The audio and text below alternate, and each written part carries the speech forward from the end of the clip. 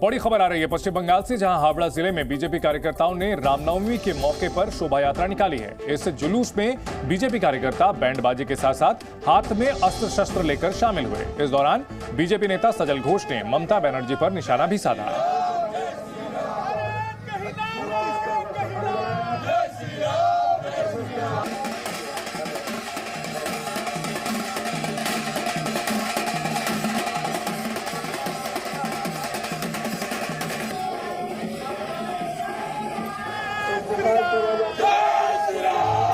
तो रामनवमी पर अस्त्र शस्त्र के साथ शोभा यात्रा निकाली जाती है और बीजेपी कार्यकर्ता तलवारों के साथ शोभा यात्रा निकालते हुए दिखाई दिए हैं।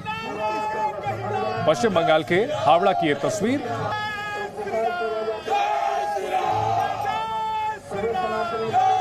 बीजेपी कार्यकर्ता यहां हाथों में तलवारें लहराते हुए जय श्री राम का नारा लगाते हुए दिखाई दिए हैं।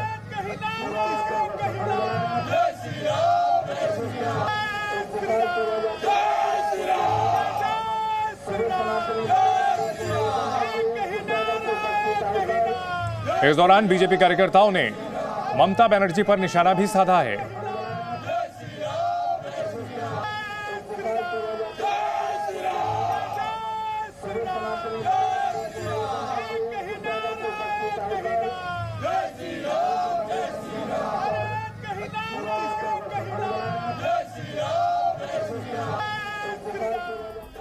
तो बीजेपी कार्यकर्ता एक तरीके से ममता बनर्जी को जवाब भी दे रहे थे, क्योंकि रामनवमी जुलूस को लेकर पश्चिम बंगाल की मुख्यमंत्री ममता बनर्जी ने बड़ा बयान दिया। ममता बनर्जी ने कहा कि रामनवमी जुलूस के दौरान अगर किसी मुस्लिम के घर पर हमला हुआ तो उसे छोड़ूंगी नहीं। ममता बनर्जी ने कहा कि वे जुलूस को रोकेंगे नहीं, लेकिन सभी का त्योहार चल रहा है, रोजा चल रहा है, रमजान चल रहा है, ऐसे में एक भी मुस्लिम इलाके में हमला होता है तो उसे छोड़ूंगे नहीं।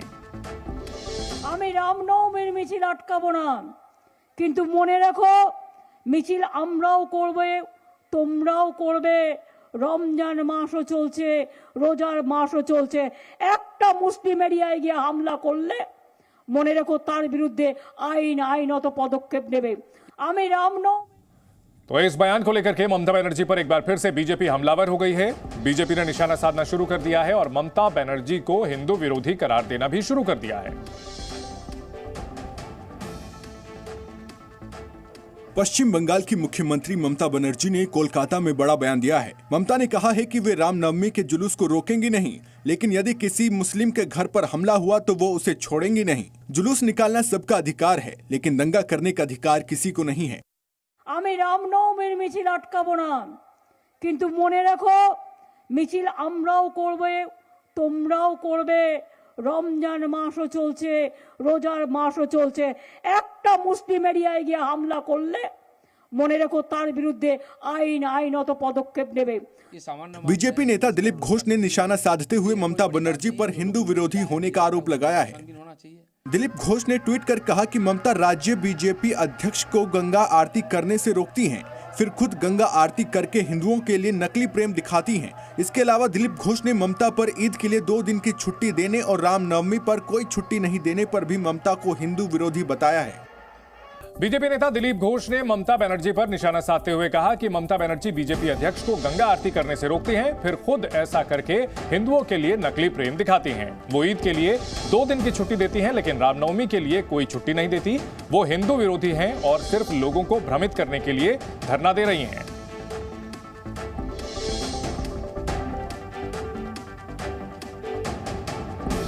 दिलीप घोष ने ट्विटर के जरिए ममता बनर्जी पर निशाना साधा है और लिखा, ममता बनर्जी बीजेपी अध्यक्ष को गंगा आरती करने से रोकती हैं, फिर खुद ऐसा करके हिंदुओं के लिए नकली प्रेम दिखाती हैं।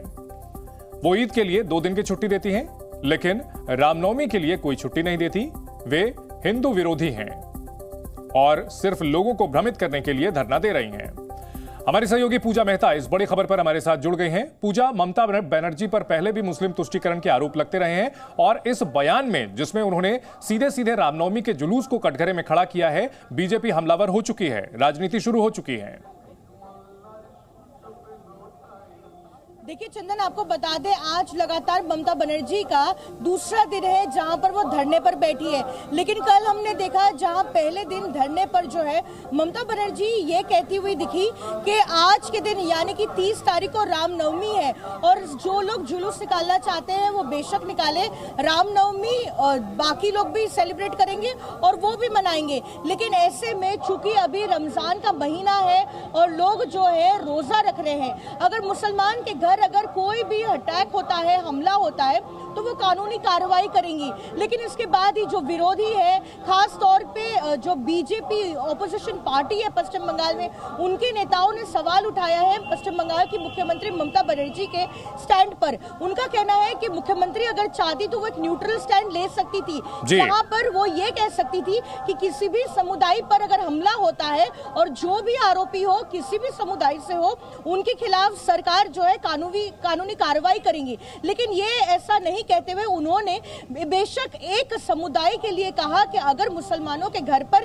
कोई भी हमला होता है तो वो जरूर कानूनी कार्रवाई करेंगी। तो ऐसे में सवाल उठता है निश्चित तौर पर ममता बनर्जी का यह बयान सियासी घमासान को न्योता है और शायद ममता बनर्जी ने जानबूझकर इस तरह का बयान दिया है क्योंकि अपने हिसाब से वो विमर्श सेट करना चाहती है।